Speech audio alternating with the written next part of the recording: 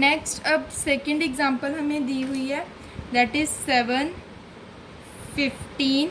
ये हमें AP दी हुई है 23 और 31। इन्होंने बोला कि इसमें फर्स्ट टर्म को फाइंड आउट करो। First term means first term that is 7 है, और कॉमन डिफरेंस मीन्स सेकंड में से 7 को हम जब माइनस करेंगे तो कितना आएगा, दैट मीन्स 8।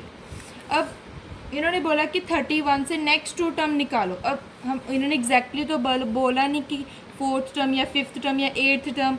तो अब हम क्या करेंगे, इस केस में हमें कॉमन डिफरेंस भी पता है और हमें फर्स्ट टर्म भी पता है। हमने क्या करना है, कॉमन डिफरेंस में जो कॉमन डिफरेंस है हमारा, उसको हमने ऐड करना है इस टर्म में, देन हमारी नेक्स्ट 2 टर्म आ जाएंगी।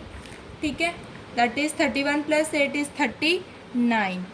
अब एक और 2 टर्म्स बोला, ये हमने 31 के बाद 39 फाइंड आउट कर ली, 39, और इसके बाद एक और टर्म दैट मीन्स 39 + 8 और ऐड कर देंगे, देन कितना आ जाएगा हमारा 47। ठीक है, ये हमने नेक्स्ट 2 टर्म्स भी फाइंड आउट कर दी। नेक्स्ट हमारा एक मेन फॉर्मूला है, that is L = A + n-1 × D। अब L means last term, L denotes last term, N means number of terms, और L की प्लेस में हम nth टर्म भी लिख सकते हैं। nth term means last term, nth term का मतलब भी लास्ट टर्म होता है। ठीक है, अगर हमें पूछेगा कि find the last term, then हम ये फॉर्मूला अप्लाई करेंगे, that is A + (n-1) bracket close × D। N denotes number of term, A means first term and D means common difference. ठीक है, तो अब हम एग्जांपल करते हैं, ये फॉर्मूला लगाएंगे उस एग्जांपल में। हमें एग्जांपल दी गई है कि find AP whose nth term means last term हमें दी गई है, दैट इज़ 2n-3। अब हमने क्या फाइंड आउट करना है, AP हमने फाइंड आउट करनी है। तो इसको अब हम कैसे करेंगे, हमें nth टर्म दी गई है, nth टर्म है हमारे पास, दैट इज़ 2n-3। तो पहले हम फाइंड आउट करेंगे फर्स्ट टर्म को। ठीक है, फर्स्ट टर्म लिखे, इट मीन्स n की प्लेस में नंबर ऑफ टर्म्स होता है। First term that means 2 × 1 - 3, 2 - 3 is -1। ठीक है, देन हमारे पास है सेकेंड टर्म। अब देखो n की प्लेस में, n means number of term, second term दिया गया है, it means number of term की प्लेस में हम 2 लिखेंगे, बिकॉज ऑफ सेकेंड टर्म हमने फाइंड आउट करना है। 2 × 2 - 3, 2 2 = 4 -3 = 1। ठीक है, तो हमने सेकेंड टर्म भी फाइंड आउट कर ली। देन ऐसे थर्ड टर्म को फाइंड आउट करेंगे, तो n की प्लेस में हम लिखेंगे 3, 3 × 3 - 3, 3 3 = 9 -3 तो कितना आ गया, 3 3 = 9। ठीक है, सो यहाँ पे 2 है, 2n - 3 तो यहाँ पे 2 आएगा। ठीक है, 2 × 3, 3 2 = 6 -3 तो कितना आ गया, 3। ठीक है, तो ऐसे हम फोर्थ टर्म को फाइंड आउट करेंगे, दैट इज़ 2n - 3 था, 2 नंबर ऑफ टर्म्स की जगह पे हम 4 लिखेंगे, -3, 4 2 = 8 -3 तो कितना आ गया, 5। अब हमने क्या करना है, AP को फाइंड आउट करना है। AP तो हमारी फर्स्ट टर्म थी जो, दैट इज़ -1, सेकेंड टर्म थी जो, दैट इज़ 1, थर्ड टर्म थी जो हमारी, दैट इज़ 3, फिफ्थ टर्म थी जो हमारी, दैट इज़ फोर्थ टर्म थी जो हमारी, दैट इज़ 5। तो ये बन गई हमारी AP। ठीक है, उन्होंने पूछा कि फाइंड AP, nth टर्म दी हुई थी, देन हमने क्या किया, फर्स्ट टर्म निकाला, second term, third term, then हमने AP फाइनली फाइंड आउट कर लिए। ठीक है, अब हम नेक्स्ट एग्जांपल लेते हैं, that is 205 a term of sequence. हमें सीक्वेंस दिया गया है, तो उन्होंने पूछा कि इस सीक्वेंस का ये 205 टर्म है या नहीं, अगर है तो कितनी टर्म है वो हमने फाइंड आउट करनी है। अब 205 टर्म मीन्स मैंने आपको पहले बताया था, जो सीक्वेंस के अंदर नंबर्स होते हैं उसे हम टर्म भी बोल सकते हैं या फिर एलिमेंट्स भी बोल सकते हैं। अब हमने पता करनी, ये जो 205 है ये सीक्वेंस का टर्म है या नहीं। तो हम कैसे फॉर्मुलेट करेंगे, वो फॉर्मूला अप्लाई करके जो मैंने आपको बताया था। तो पहले हम लिखेंगे, पहले हम पता करेंगे ये ए पी है या नहीं। तो हम कैसे पता करेंगे, ए है हमारे पास 8, that means first term common difference अगर सभी का सेम आ रहा है दैट मीन्स ये ए पी है। 12 माइनस 8 इज़ 4, देन 16 सेकेंड में से फर्स्ट को सब्ट्रैक्ट कर देना। 16 माइनस 12 इज़ 4, 20 माइनस 16 इज़ 4। हाँ, अगर difference between consecutive term is same it means ये क्या है हमारा ए पी। सभी का कॉमन डिफरेंस सेम है तो ये क्या है हमारी ए पी। ठीक है, हमारे पास ए भी है, फर्स्ट टर्म भी है और डिफरेंस भी सभी का सेम है, दैट मीन्स ये क्या है ए पी। अब हमने क्या करना है, ये जो हमारे पास 205 है इसको हमने लेट करना है 205, let 205 be nth term. nth term means last term, ठीक है, nth term. Then L equals to formula apply कर देना a plus n minus 1 into d. ठीक है, अब L means last term that is nth term, nth term means last term. 205 था last term हमने let की, देन 205 इक्वल्स टू ए कितनी थी हमारी, that is 8 plus n means number of terms. Number of term means ये 205 इस sequence में, ये 205 इस सीक्वेंस में कौन से नंबर ऑफ टर्म नंबर पे आता है। ठीक है, तो हम इसको n माइनस 1 ही लिखेंगे इंटू डी कितना था हमारा, दैट इज़ 4। तो यहाँ पे हम लिखेंगे 4। ठीक है, फिर 205 equals to 8 plus 4 n minus 1। 205 equals to 8 plus 4n, इसको अंदर मल्टीप्लाई कर दिया माइनस 4। तो ये आ गया हमारे पास। देन 205 इक्वल्स टू, अब ये प्लस का ऐड, ये माइनस का 4, देन कितना आ जाएगा, 8 minus 4 is 4 plus 4n। Then 205 ये प्लस का 4 इधर आकर माइनस का 4 equals to 4n।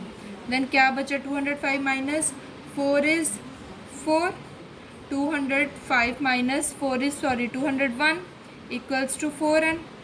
Then 4n equals to 201 divide by 4, then ये ऐसे मिक्स फ्रैक्शन में आ जाएगा। ठीक है, दैट इज़ 51/4। जब हम इसको डिवाइड करेंगे तो ये ऐसे कुछ आ जाएगा, बट ए पी इस फॉर्म में नहीं होती। ठीक है, A P is never in fraction. ठीक है, ए पी फ्रैक्शन में कभी भी नहीं होती। ठीक है, जो नंबर ऑफ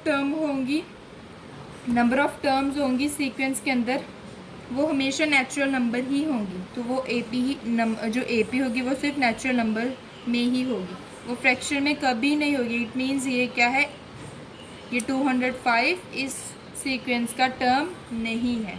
ठीक है, नेक्स्ट एग्जांपल में दिया गया है हमें ए पी को फाइंड आउट करना है। Find A P whose sixth term, जिसकी सिक्स्थ टर्म है 5 एंड 10th टर्म जो है वो है हमारे पास 9।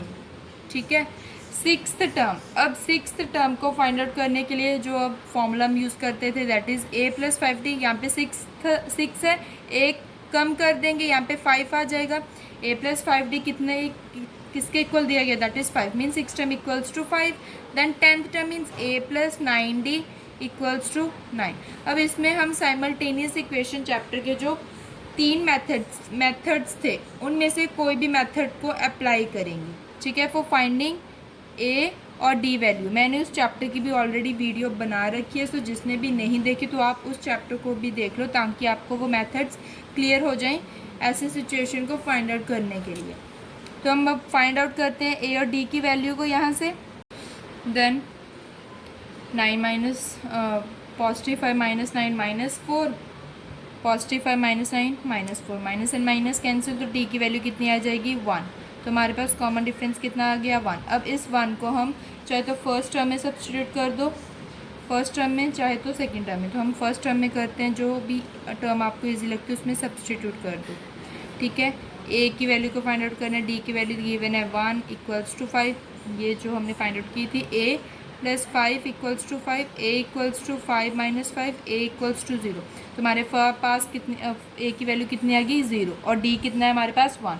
अब इसकी हेल्प से, दोनों की हेल्प से हमने क्या करना है, ए पी को फाइंड आउट करना है। तो कैसे करेंगे, मैंने आपको फॉर्मूला बताया था, अगर हमारे पास ए हो और हमारे पास कॉमन डिफरेंस हो, ए हमारी थी 0 और कॉमन डिफरेंस था हमारा 1, देन हम फॉर्मूला अप्लाई करके हम नेक्स्ट टर्म भी निकालेंगे a प्लस डी।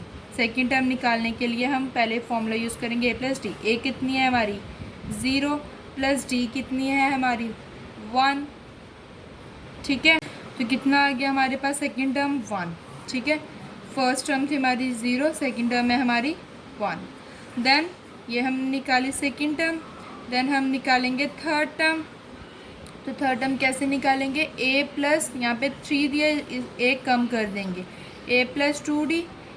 a की वैल्यू कितनी थी 0 प्लस 2 इंटू डी की वैल्यू 1 थी, ठीक है। देन 0 प्लस 2, तो कितना आ गया second term, third term is 2। Then ऐसे ही फोर्थ टर्म निकालेंगे, a प्लस 3d, a कम कर देंगे, इक्वल्स टू a की वैल्यू 0 प्लस 3 इंटू डी की वैल्यू 1, तो कितनी आ गई 3। देन इसके पास 3 आ जाएगी, मीन्स अभी में 1 1 ऐड हो रहा है, देन इट मीन्स 1 1 ऐड किए तो ऐसे AP बन जाएगी, ठीक है। तो ये क्या है हमारी AP, ठीक है। तो हमने AP को फाइंड आउट कर लिया। हम बात करते हैं नेक्स्ट लास्ट एग्जांपल की।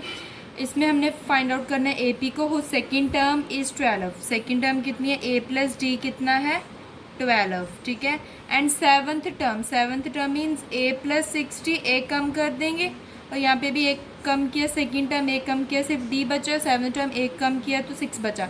a plus D means seventh term exceeds means minus the fourth term से एक्सीड कर रही है, ठीक है।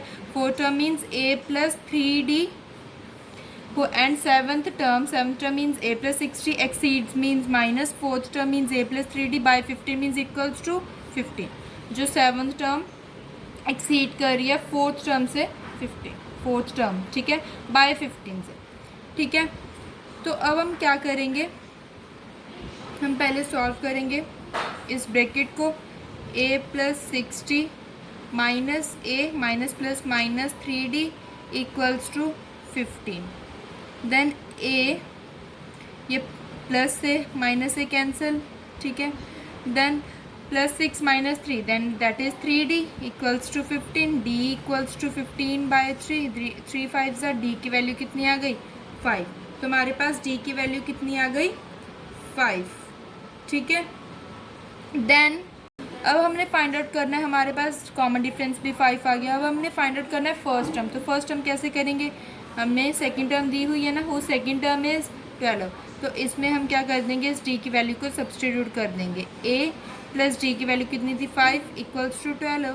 a 12 ये प्लस का 5 इधर आकर माइनस का, तो a की वैल्यू कितनी आ गई 7 मीन्स फर्स्ट टर्म है हमारी 7 और कॉमन डिफरेंस है हमारा 5, ठीक है। अब इन्होंने कहा कि फाइंड करो AP। तो AP को हम फॉर्मूले के साथ फॉर्मूले को यूज़ करके हम AP को फाइंड आउट कर लेंगे।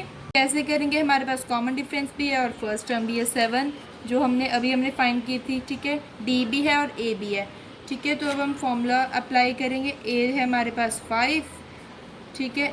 A plus D means second term को अब हम फाइंड करेंगे A प्लस डी। A कितना है 7 प्लस D कितना है 5, ठीक है। तो कितना आ जाएगा 12, ठीक है। यहाँ पे हम सीक्वेंस लिखते हैं, A थी हमारी 5, सेकेंड टर्म आ गई हमारी 12, ठीक है। देन ऐसे थर्ड करेंगे A प्लस 2D। A की वैल्यू कितनी थी 7 प्लस 2, D की वैल्यू कितनी थी 5, 7 प्लस 10 तो कितना आ गया 17। तो यहाँ पे थर्ड टर्म हमारी आ गई 17। देन ऐसे फोर्थ टर्म फाइंड आउट करेंगे, A प्लस 3D, ठीक है। A प्लस 3D, A की वैल्यू कितनी थी 7 प्लस 3, D की वैल्यू कितनी थी 5, 7 प्लस 15, ठीक है। 7 प्लस 15 कितना आ गया हमारे पास 22। तो ऐसे करके हम आगे फाइंड कर लेंगे AP को, ठीक है।